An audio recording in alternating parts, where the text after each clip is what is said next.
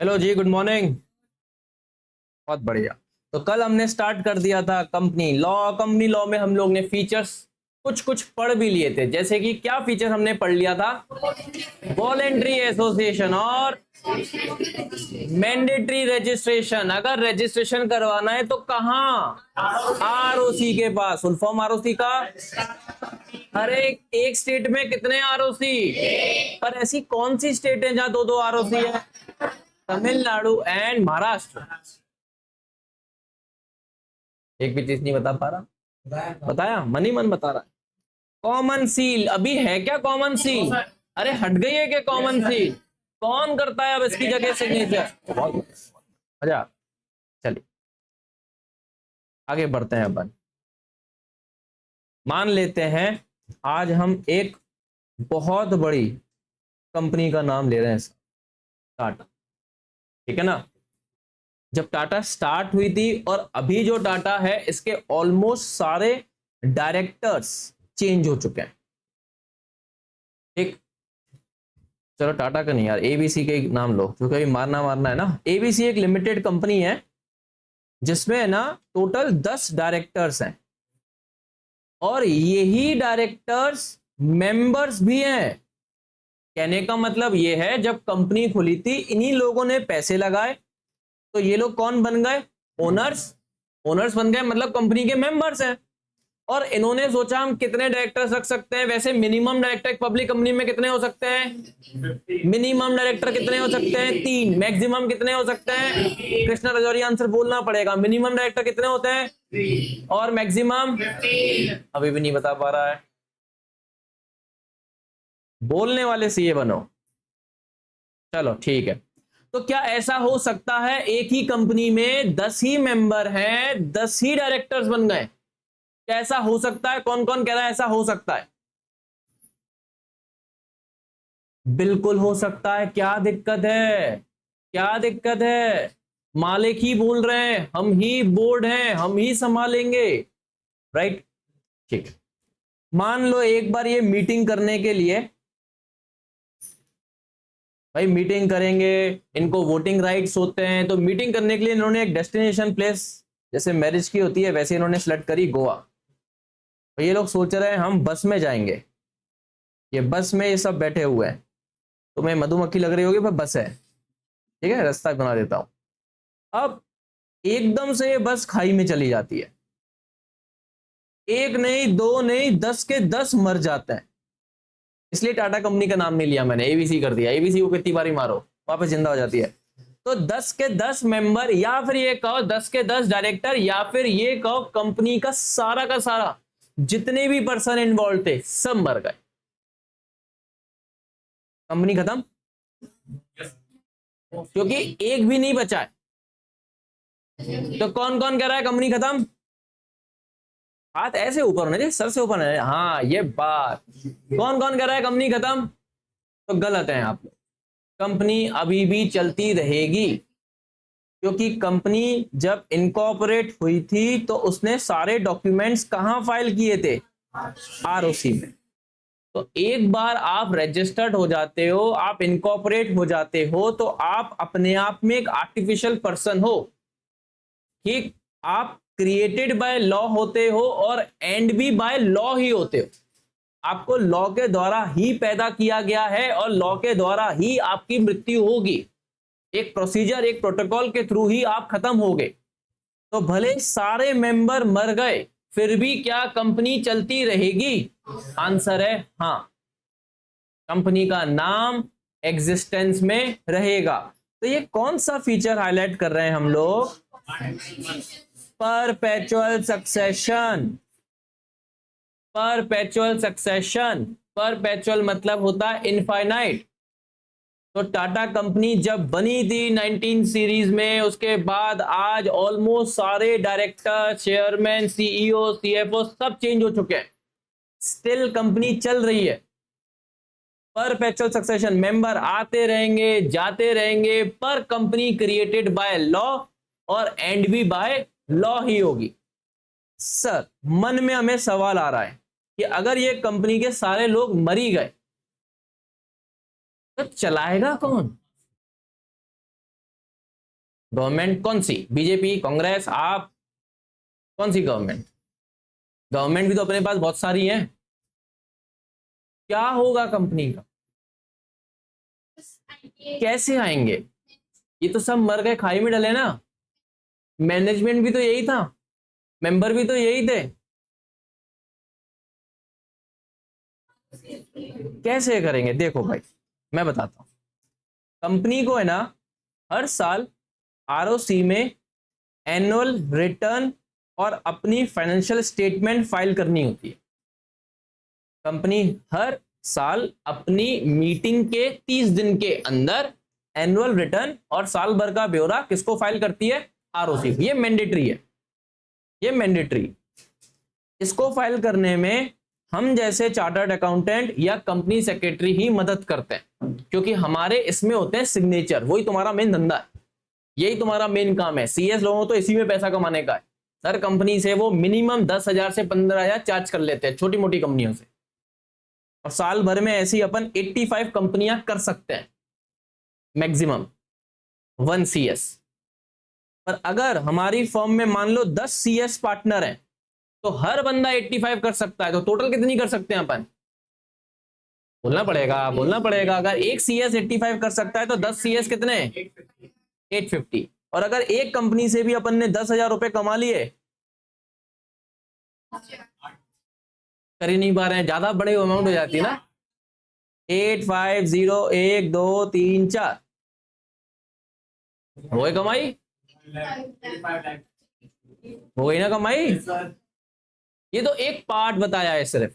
वापस से आ जाते हैं। तो जब कंपनी के सारे लोग मर गए, तो क्या आरओसी में ये दोनों चीजें फाइल हो पाएंगी? क्या ये दो चीजें फाइल हो पाएंगी?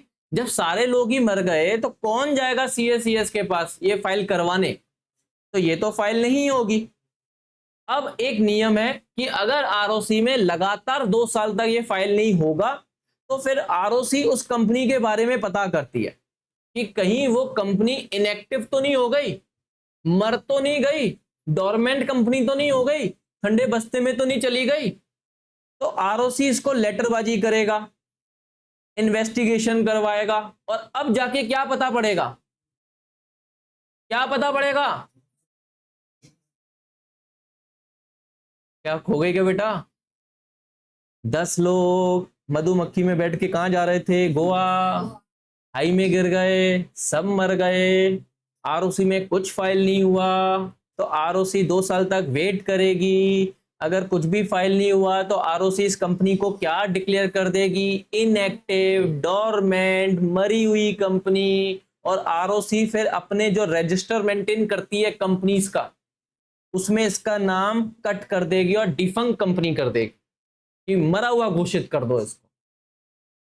एक, तब जाके ये कंपनी बंद हो जाएगी और इसका डिसोल्यूशन का प्रोसीजर चालू हो जाएगा। पर 10 डायरेक्टर मर गए, खाई में चली गई है, तो हमारे यहाँ न्यूज चैनल वाले सब कवर नहीं करेंगे क्या? तो हालांकि न्यूज तो वैसे ही फैल जाएगी, 3-4 दिन में ही आरओसी को पता पड़ जाएगा। दूसरी बात, क्या इस कंपनी का कोई क्रेडिटर नहीं होगा? किसी को पैसे देने होंगे ना कोई तो ऐसा होगा ना जिसको इस कंपनी से पैसा चाहिए होगा। तो वो जब देखेगा सब मर गए, तो वो चिल्ला चोट नहीं करेगा, यार मेरे पैसे, मेरे पैसे, मेरे पैसे। तो वो भी तो जा सकता है आरओसी के पास। क्या बोलेगा? भाई मेरे पैसे दिलवाओ, कंपनी का डिसोल्यूशन चालू करवाओ।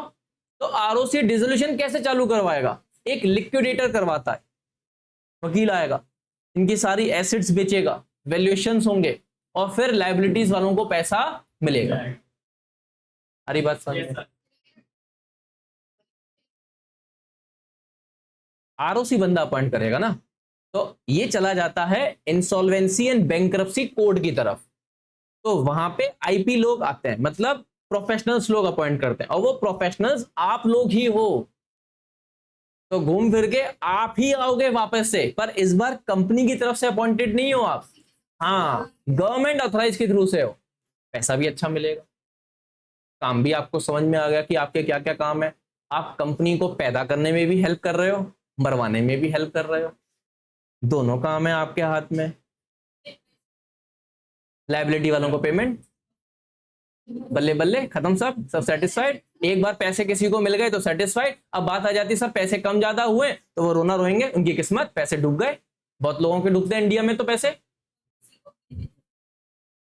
अगर पैसा नहीं है तो कहां से देंगे, आरओसी अपनी जेब से तो देगा नहीं।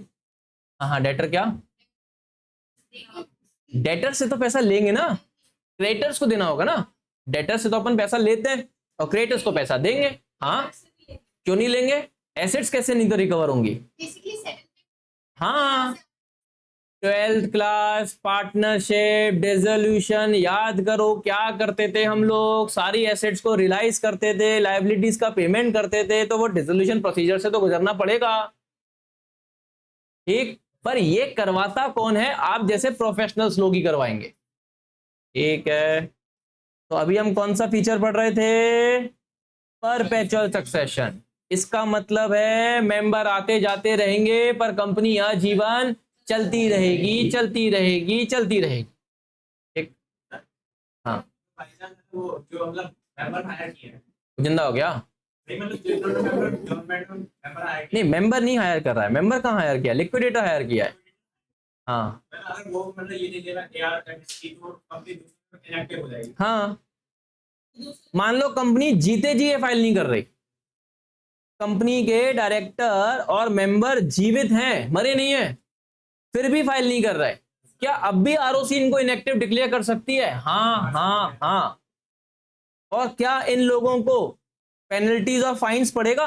हाँ हाँ हाँ, 25 लाख रुपए तक का फाइन है, 5 लाख से 25 लाख।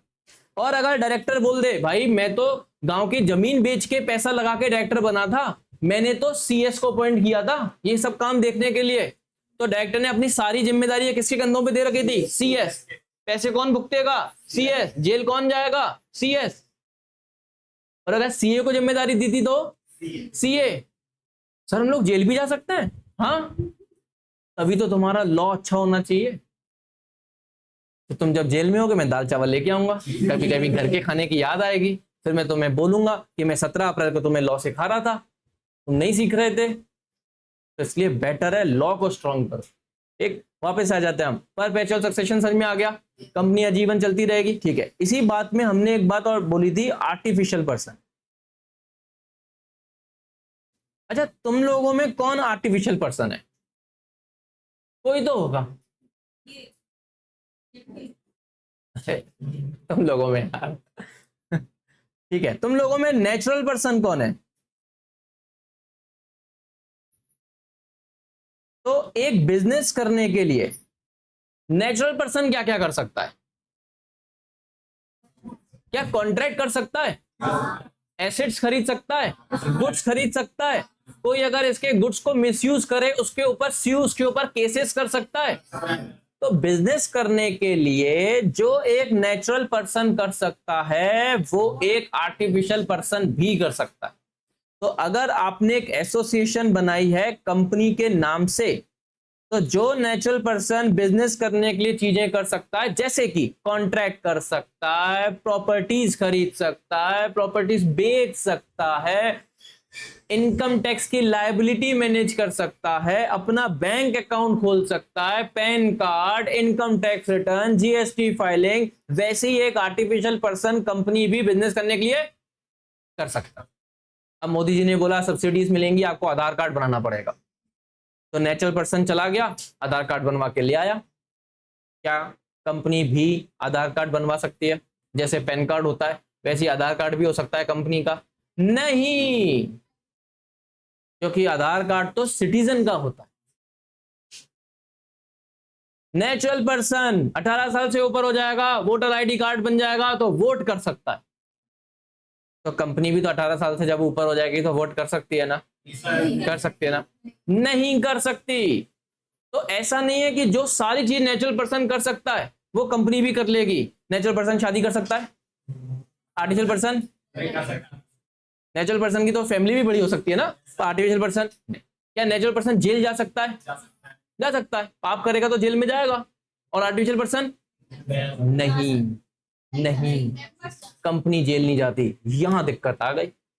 तो अगर तुमने कंपनी की आड़ में गलत काम किया तो तो कोर्ट क्या करेगी, इस पर्दे को हटा देगी और पीछे के बंदों को लायबल करवा देगी। जो भी पापी होगा इसके पीछे वो लायबल हो जाएगा।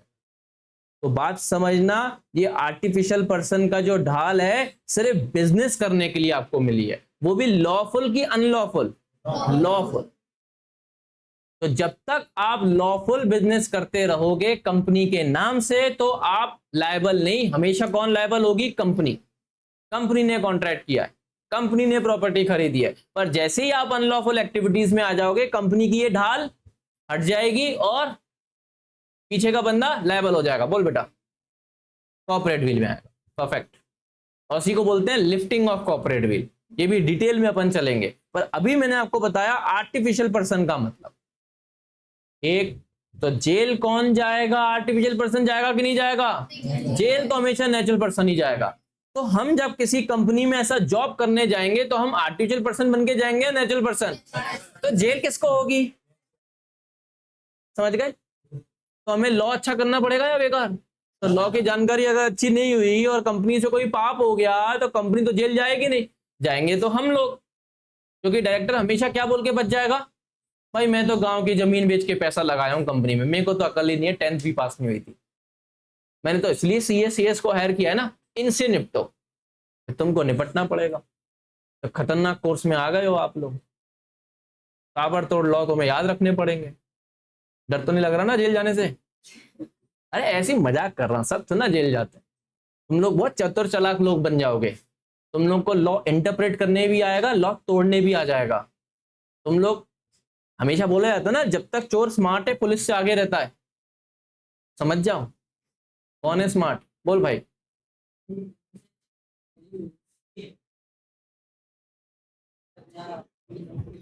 बिल्कुल करें स्टार्टअप। स्टार्टअप के नाम से एक तो इंडिया में हमेशा सबसे पहले कैफे ही आता है, डॉली चाय वाला, ये चाय, MBA चाय वाला। स्टार्टअप मतलब क्या? बोट कंपनी ले लें, एक CA की थी, CA की थी नहीं, मतलब CA की है, सॉरी। हाँ जी। तो ये खुद नहीं कर सकता, नहीं, खुद तो फिर बाइस्ड रहेगा ना। मैं मेरी ही BMT की गलती क्यों निकालूंगा?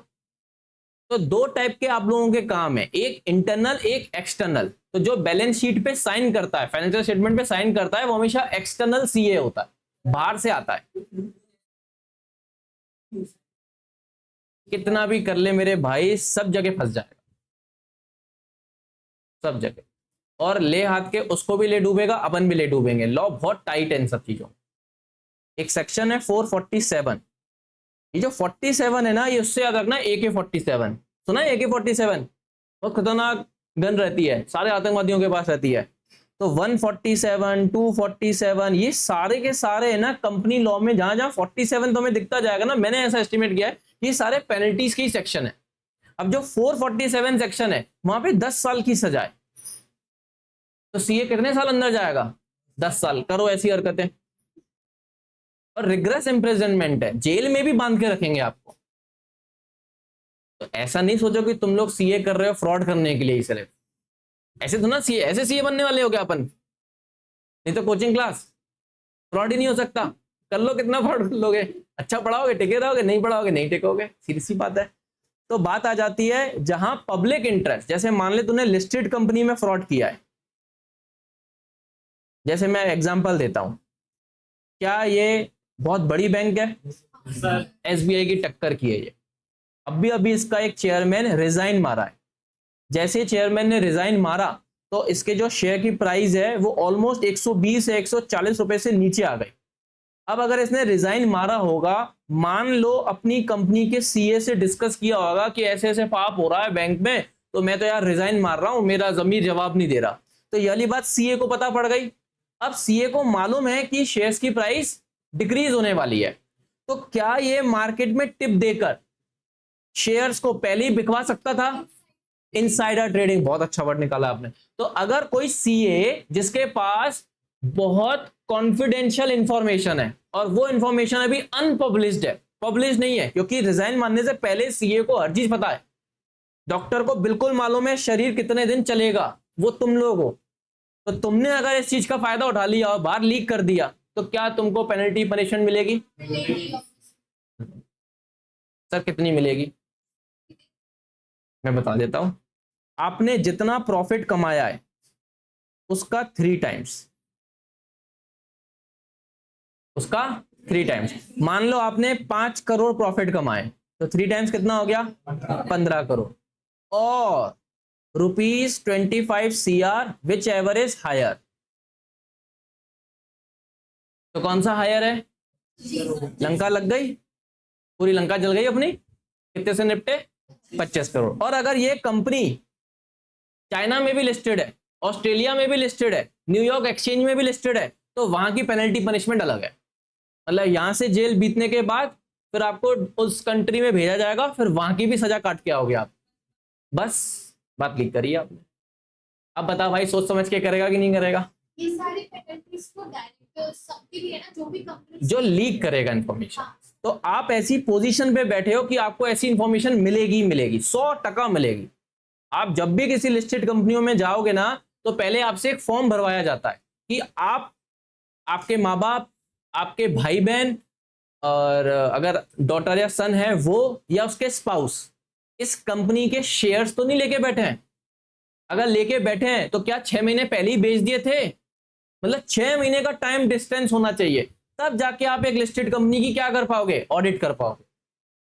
तो बहुत प्रिकॉशंस हैं, बहुत सारे लॉ हैं, और अभी आप बहुत मासूम बच्चे हो, अभी तो जस्ट पैदा ही हो, ऐसा मान रहे हैं अपन इस लॉ के लिए।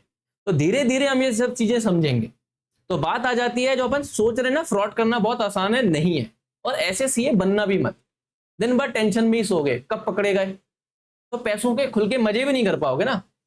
ईमानदार सीए बनने का, हम ईमानदार वाली पढ़ाई कर रहे हैं। तो वापस से आ जाते हैं हम। आर्टिफिशियल पर्सन अभी अभी हमने निपटाया, और परपेचुअल सक्सेशन समझाया। ठीक है, चलिए मान लेते हैं एक कंपनी है एबीसी लिमिटेड, उसके ये 3 इंपॉर्टेंट मेंबर हैं, ए बी सी। हिंदी में इनका नाम है अ ब स। जोक सा पार्ट मारा है मैंने, समझ में तुम्हें कल तक आएगा, कोई बात नहीं। मान लेते हैं तीनों ने 1000 रुपए के शेयर्स लिए हैं। ठीक, 12th का अगर कुछ याद है, application allotment, first call second call, कुछ याद है क्या? ठीक है ना। तो मान लेते हैं इसने एप्लीकेशन अलॉटमेंट फर्स्ट कॉल सब कुछ दिया हुआ है, इसने अभी सिर्फ एप्लीकेशन और अलॉटमेंट दिया हुआ है, और इसने अभी सिर्फ एप्लीकेशन दिया हुआ है। तो मतलब ए की तरफ से कंपनी को कितने पैसे आ गए? बी की तरफ से टोटल कंपनी के पास कितने पैसे आ गए? कोई दिक्कत नहीं है, ओके। मान लेते हैं कंपनी ने क्रेडिटर से स्टॉक खरीदा है 8000 रुपए का, और जैसे ही ये माल कंपनी के पास आया, कंपनी ने सोचा इस कच्चे माल से हम फिनिश गुड्स बनाएंगे, बेचेंगे, पर उससे पहले ही इस माल में आग लग गई। माल बनने और बिकने से पहले ही जल गया। तो क्या क्रेडिटर अब पैसे मांगने आ जाएगा? लाओ भैया मेरे पैसे दो, मेरे को नहीं मतलब है, तुमने बनाया, बेचा, आग लगी, मेरे को क्या करना, मेरे को तो मेरे पैसे चाहिए। तो ये तो 8000 रुपए लेने आएगा। क्या कंपनी ने इसको बेच के पैसा कमा पाई? नहीं। तो कंपनी को तो अब पैसा चाहिए। अब कंपनी कहां से पैसा मांगे? तो इन तीनों में से किससे पैसा मांग सकती है? किससे पैसा मांग सकती है? बिल्कुल सही, बी और सी से। बी से कितना पैसा ले सकती है? सी से कितना पैसा ले सकती है? टोटल कंपनी के पास अभी भी 10,000 आने को है। तो बात समझना, कंपनी पे अगर दिक्कत आती है, कंपनी पर अगर कोई लायबिलिटी रेज होती है, तो वो सबसे पहले अपने घर के लोगों के पास ही जाएगी, और अगर उनके पास कोई अनपेड अमाउंट ऑफ शेयर है तो वो पैसा मांग लेगी। यहां तक बात क्लियर हो गई? पैसा मांग लेंगे भैया, ठीक है। क्रेडिटर कुछ, हाँ मेरे को तो मेरे पैसे मिल गए, ठीक। फिर कंपनी ने क्रेडिटर से गुड्स उधार लिए 8000 रुपए के। फिर 8000 रुपए के गुड्स गोदाउन पे आए, और किस्मत खराब, फिर आग लग गई। क्रेडिटर कह रहा है सत्यानाशी कंपनी है ये, जब भी मैं सामान देता हूं न्यूज आ जाती है आग लग गई, आग लग गई, घर में आग लग गई। अब क्रेडिटर फिर छाती पीटने आ गया, मेरे को मेरे पैसे चाहिए। कितने रुपए चाहिए इसको? 8000 रुपए। कंपनी ने इनसे कितने मंगा लिए थे? 8,000 पहले ही दे चुकी थी, पहले वाली जब आग लगी थी। अभी भी कितने कंपनी के पास पैसे बचे हैं, पर ये मांग कितने रहा है, तो कितने की कमी हो गई। तो जैसे पार्टनरशिप फॉर्म में डेफिशिएंसी पार्टनर्स पूरा करते थे पीएसआर रेशियो में, तो ये डेफिशिएंसी भी ये तीनों किस रेशियो में बियर करेंगे।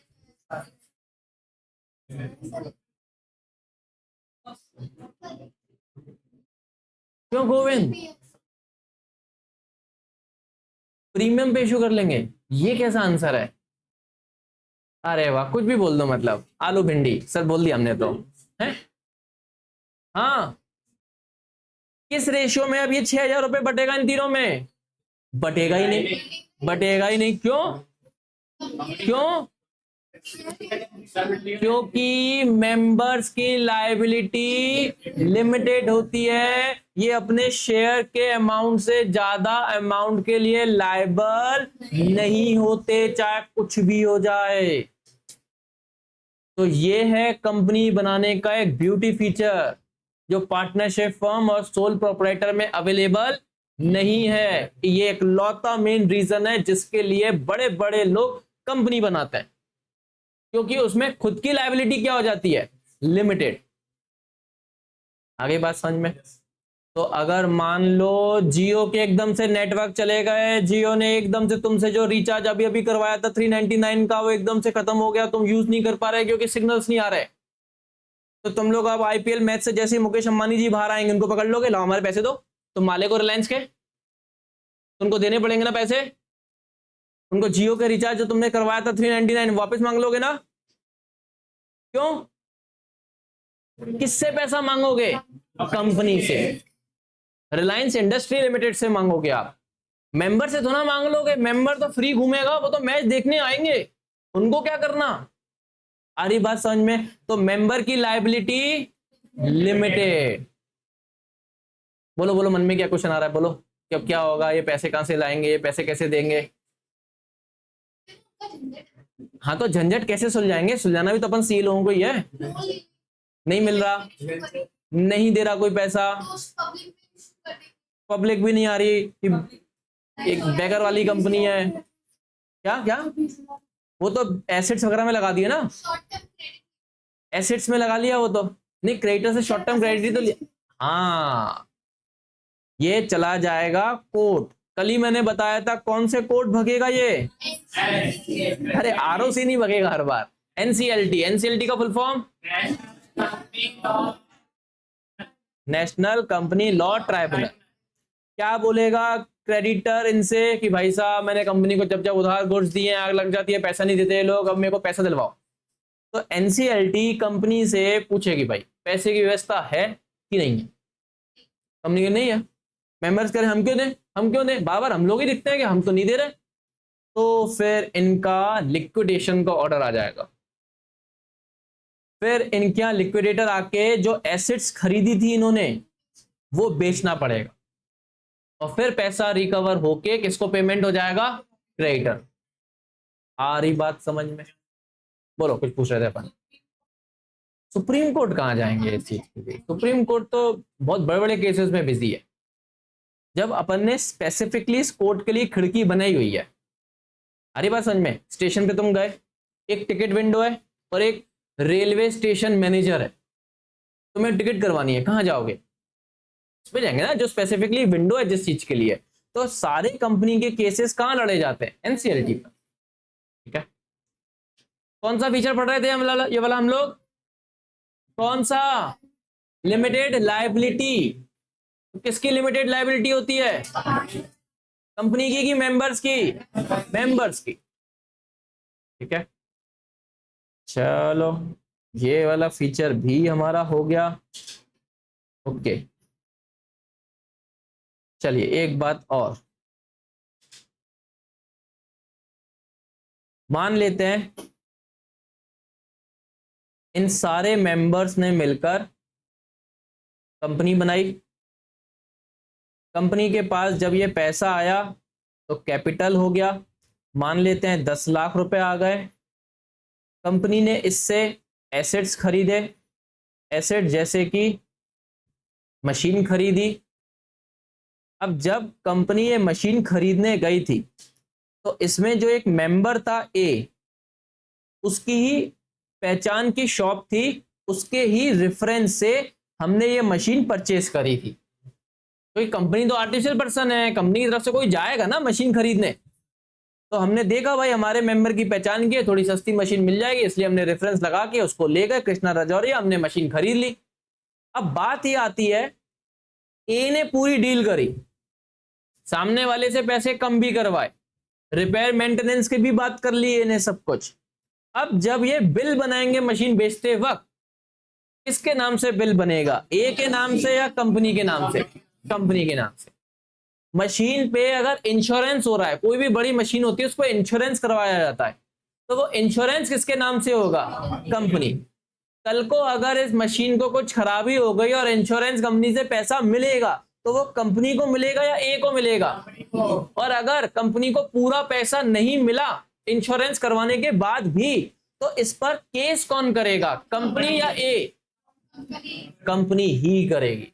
तो इससे हमें यह समझ में आया कि कंपनी अपने नाम से कॉन्ट्रैक्ट कर सकती है, और अगर उस कॉन्ट्रैक्ट में कोई पार्टी अपना पार्ट सही से परफॉर्म नहीं करती तो उसके ऊपर केस भी कर सकती है, उसको स्यू भी कर सकती है। और सामने वाले को अगर पूरे पैसे नहीं मिले तो क्या वो ए को पकड़ सकता है कि यार तू ही आया था, तूने पूरे पैसे नहीं दिलवाए, कैसी कंपनी है तेरी? क्या वो ए के ऊपर केस कर सकता है? किसके ऊपर केस करेगा? कंपनी के ऊपर ही। तो यहां से ये कैरेक्टर निकल कर आया कि कंपनी अपने नाम से कॉन्ट्रैक्ट कर सकती है, कंपनी अपने नाम से स्यू हो सकती है और स्यू कर भी सकती है। आ गया? तो can sue, can be sued और कैन कॉन्ट्रैक्ट। तो अभी ऑलमोस्ट हमारे 8 फीचर्स हो चुके हैं कवर। ठीक है, अब बात कर लेते हैं 9th वाला फीचर की, मैनेजमेंट एंड ओनरशिप। फिर से हाँ जी, तो अगर अनलॉफुल करे, पर्दा उठाना पड़ेगा तो तब ना, वैसे तो अपन कंपनी को ही करेंगे। कल को जियो के सिग्नल चले गए और तुम्हारे पास मुकेश अंबानी जी का भी फोन नंबर है, डायरेक्टली कॉल कर दोगी, ये मुक्के भाई, बड़े भाई क्या कर रहे हैं, कैसे चला गया नेट, सिग्नल नहीं आ रहा है, तो अपन तो रिलायंस कंपनी को कॉल करेंगे ना। ठीक है, ये रहे साहब बहुत सारे मेंबर्स, इन्होंने क्या बनाई है, जब कंपनी में पैसा आ जाता है तो वो क्या हो जाता है? ठीक, कैपिटल से हम लोग बिजनेस कर रहे हैं, और बिजनेस में ऐसे कई सारे डिसीजन लेने होते हैं। ठीक, तो डिसीजन हमेशा बिजनेस के जो ओनर होते हैं वही तो लेते हैं। तो दर्शिका, इस कंपनी के ओनर कौन है? जिन्होंने पैसा लगाया। तो पैसा किन्होंने लगाया है? शेयर होल्डर ने, मेंबर्स ने। तो ये लोग हैं कुल मिला के 20 लोग। तो जब कंपनी का कोई भी डिसीजन मेकिंग आएगा तो ये 20 लोग एक जगह इकट्ठे होंगे और डिसीजन ले लेंगे, कोई दिक्कत वाली बात नहीं है। जब ये डिसीजन लेते हैं इसको कंपनी में बोलते हैं रेजोल्यूशन। एक मोशन पास करना होता है। जैसे मैं तुमसे बोल रहा हूं, मान लो तुम मेरी कंपनी के मेंबर हो, आज तुमने बीएमटी में पैसा लगाया है, मैं तुमसे बोल रहा हूं आज मेरे साथ कौन कौन मैकडी में वेज बर्गर खाने चल रहा है, हाथ रेस करके बताओ। अरे सच्ची पूछ रहा हूं, कौन कौन चल रहा है नाश्ता आज मेरी तरफ से, बताओ कौन कौन चल रहा है, हाथ अच्छे से ऊपर होना चाहिए। ठीक है, 1 2 3 4 5 6 7 8 9 10 11, ठीक है, बस 24 बच्चों में से अगर 11 लोगों ने हाँ कर दी है, मतलब कितने लोगों ने ना करी है? तो मेजॉरिटी किसमें? ना में। तो आज नहीं चलेंगे। ठीक है, तो रेजोल्यूशन पास हुआ कि फेल हो गया? फेल हो गया। इस तरीके से कंपनी में डिसीजन चलते हैं। 20 लोग हैं, हाथ ऊपर करके अपन कर रहे हैं, 5 लाख मेंबर हैं, पूरा स्टेडियम भरा हुआ है। अब हाथ ऊपर करवाओ, अब गिनो। पागल हो जाऊंगा मैं ऐसे गिनते गिनते जाऊंगा तो, ऐसी मीटिंग हो पाएगी क्या? तो क्या करें, छोटे मोटे डिसीजन के लिए बार बार 5 लाख लोगों के लिए स्टेडियम बुक करते रहेंगे तो आईपीएल मैच कहां होंगे? और इतने सारे लोगों को इकट्ठा करेंगे तो हमें व्यवस्था जमानी पड़ेगी, मैनेजमेंट करना पड़ेगा। भाई ढोकले खिलाओगे, पाव भाजी खिलाओगे, कुछ तो खिलाना पड़ेगा। टिकट्स के करवाओगे, इनको आने जाने की व्यवस्था जमानी पड़ेगी। तो हमारा डिसीजन पता है क्या था कि हम तीसरा एसी यहां लगाएं कि नहीं लगाएं, ये डिसीजन था। और लोग कितने बुला लिए? 5 लाख। तो बताओ किस में ज्यादा खर्चा हो जाएगा, एक एसी में ज्यादा खर्चा हो जाएगा या इनको अरेंज करने में ज्यादा खर्चा? पागल हो जाएंगे हम अंदाज। तो इसलिए कंपनी में मेंबर्स लोग किसको अपॉइंट करते हैं? डायरेक्टर्स। डायरेक्टर्स लोग डायरेक्शंस देंगे कि कंपनी को किस रास्ते चलने का है, कैसे चलने का है। छोटे मोटे सारे डिसीजंस कौन लेगा? डायरेक्टर्स। एग्जांपल सुनो सही। कंपनी के पास मान लो पूंजी है, पेड अप शेयर कैपिटल बोलते हैं इसको, 10 लाख रुपए की। ये सारे मेंबर्स बैठे हैं। ये मैंने बहुत ऊपर से फोटो खींचा तो इनके सिर्फ सर दिख रहे हैं मेरी तरह, ठीक है ना। ये बहुत सारे मेंबर्स बैठे हैं। इनमें से ये 4 बंदे हैं डायरेक्टर्स। कंपनी की पूंजी कितनी है? 10 लाख। कंपनी को मशीन खरीदने के लिए 50,000 रुपए की और जरूरत है। तो डायरेक्टर्स ने सोचा इतना अच्छा बैंक से लोन मिल रहा है, क्यों ना अपन लोन ले लें। तो क्या 50,000 रुपए का सिर्फ छोटा सा लोन लेने के लिए डायरेक्टर डिसीजन ले सकता है? हाँ। क्रेडिटर से 3 महीने को उधार कोर्स लेके आना है, हाँ। ये तो normal daily business routine decision है ना, इतना तो कर ही सकता है। 50 लाख का लोन था, 50 लाख का लोन। डायरेक्टर ओनर है क्या? डायरेक्टर ओनर है क्या? नहीं। अपनी पूंजी कितनी थी? अपनी क्षमता कितनी थी? हम इतने सारे लोग मिलके इतना सही पैसा इकट्ठा करके लाए और लोन कितना लेने जा रहे हैं? पूरा डेट इक्विटी रेशियो हिल गया है। आइडल डेट इक्विटी रेशियो क्या पड़ा था 12th में? 2:1। यहां तो 5:1 हो गया। क्या इतना इंपॉर्टेंट डिसीजन डायरेक्टर खुद ही ले लेगा? नहीं। तो कंपनी लॉ बोलता है कि कुछ ऐसे डिसीजंस हैं जो डायरेक्टर नहीं ले सकता। One of them is this कि अगर आपका लोन आपकी पूंजी से ज्यादा हो जाए तो ऐसी डिसीजंस अकेले डायरेक्टर की दम के नहीं है। इसके लिए क्या करना पड़ेगा? मेंबर्स की मीटिंग बुलानी पड़ेगी, मेंबर्स से पूछना पड़ेगा, क्योंकि मालिक तो तुम हो। लोन वापस किसको करना है? तुमको ही तो करना है। हम तो कंपनी से चला रहे हैं, पैसे तो तुमको ही अरेंज करना है। तो मेजर बड़े बड़े डिसीजन डायरेक्टर नहीं लेते। डायरेक्टर वापस से डिसीजन किसके ऊपर डाल देते हैं? मेंबर्स के ऊपर ही, ओनर्स के ऊपर ही। पर नॉर्मल और डेली रूटीन नेचर के डिसीजन डायरेक्टर मैनेज करते हैं। आ रही बात समझ में? तो क्या मैनेजमेंट और ओनरशिप अलग अलग हो गया कि नहीं हो गया? तो कंपनी को मैनेज कौन करता है? डायरेक्टर्स। और कंपनी के ओनर्स कौन है? मेंबर्स। पर कहीं कहीं मेजर डिसीजन कृष्णा रजौरिया कौन लेता है? मेंबर्स। मेंबर्स। बड़े डिसीजन कौन लेगा? मेंबर्स। ठीक है। उसमें एक एग्जांपल सिर्फ मैंने ऐसा आपको दिया, ऐसे बहुत सारे और एग्जांपल्स हैं। ठीक। हम लोग कौन सा फीचर किए अभी? हाँ। तो याद रखना मेरे 10 में से 9 फीचर्स अभी हुए हैं, एक मैंने सबसे इंपॉर्टेंट और कीमती अभी बचा के रखा है। हाँ, क्योंकि इसमें काफी केस लॉस भी हमें करने पड़ेंगे। तो ये मेरा कल का टारगेट रहेगा, आज का नहीं। आज बाकी के 9 हैं। अच्छे से देख लो, क्वेश्चन पूछूंगा मैं कि क्या हमें बाकी के 9 समझ में आ रहे हैं। देख लो एक बार।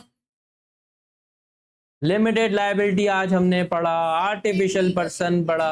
हाँ, तो ये नहीं पढ़ा है ना अभी, यही तो मैंने देखो नाखून के साथ बनाया है मैंने, ये कल पढ़ेंगे अपन।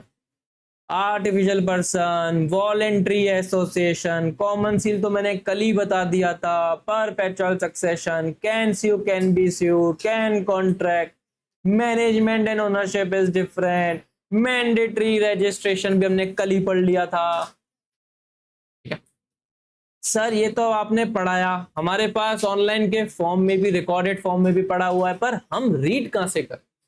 तो मैंने आपको कल ही बता दिया था, आप सॉफ्ट कॉपी में डिजिटल प्लेटफॉर्म पर आईसीआई के नोट्स डाउनलोड करके पढ़ना स्टार्ट करें। फ्री ऑफ कॉस्ट अवेलेबल है, मैं भी अपने नोट्स दूंगा, पर यहां से आप पढ़ेंगे तो आपको क्या क्या चीजें पढ़ने को मिलने वाली हैं। कल ही मैंने बताया था टोटल कितने सेक्शंस हैं, कितने चैप्टर्स में डिवाइडेड हैं, और कंपनी लॉ का मेजर पार्ट आप किसमें समा गया है, रूल्स में। याद आ रही है बातें? फिर उसके बाद ये मीनिंग अभी छोड़े, यहां पे आ जाते हैं फीचर्स। क्या हमने अभी परपेचुअल सक्सेशन पढ़ लिया है, लिमिटेड लायबिलिटी, आर्टिफिशियल पर्सन? अब ये 3 फीचर्स जब तुमने पढ़ लिए हैं, समझ लिए हैं, तो तुम्हारी जिम्मेदारी है इसको घर से रीड करके लाने की। फिर इसमें तुम्हें ऐसे कुछ वर्ड्स कठिन से मिलेंगे, कुछ लाइन, कुछ स्टेटमेंट कठिन मिलेगी, तो कल तुम्हारी ड्यूटी क्या बनती है, यहाँ के सबसे पहले वो पॉइंट्स पूछने का। तो सर आप हमें जज कर रहे हो कि हम पढ़ाई करते हैं कि नहीं करते हैं, वो कल जज होगा। पहली बार मतलब पहला तुम्हारा अभी दिन है जिसमें मैं तुम्हें थोड़ा सा होमवर्क दे रहा हूं सिर्फ रीड करके आने को। तो ये सेपरेट लीगल एंटिटी वाला मत पढ़ना, बस ये पढ़ना परपेचुअल सक्सेशन, एक लिमिटेड लायबिलिटी। तुमको ये लिमिटेड लायबिलिटी कंपनी अनलिमिटेड ये तंग करेगा, आई नो, कल मैं इसको कवर करूंगा, चिंता मत करें। उसके बाद पढ़ के आना है आर्टिफिशियल लीगल पर्सन, बस कॉमन सील भी पढ़ सकते हैं, बस यहीं तक रीड करना है, पर इसमें पहला वाला पॉइंट रीड नहीं करना है, वो मैंने अभी नहीं पढ़ाया है। आ रही बात समझ में? ठीक है, 5 मिनट का ब्रेक है, फिर अपन अकाउंट्स पढ़ेंगे।